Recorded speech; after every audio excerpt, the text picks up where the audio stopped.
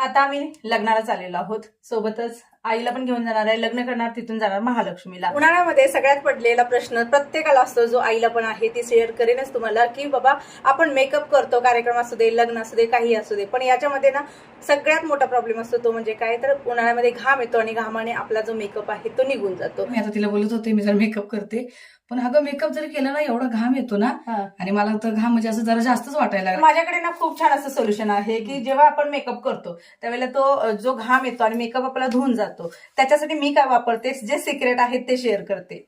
तर सुरुवातीला मी लावलेला आहे प्रायमर, त्याच्यानंतर लावलेला आहे फाउंडेशन आणि त्याच्यानंतर जे सिक्रेट आहे, ज्याने माझा मेकअप जो आहे तो अजिबात उतरणार नाही, अगदी 12 तासापर्यंत राहतं. ते म्हणजे काय, तर फेसेस कॅनडाचं मेकअप फिक्सर. सोबतच हे नॉनस्टिक पण आहे. तर माझा लुक कसा दिसतोय सांगा.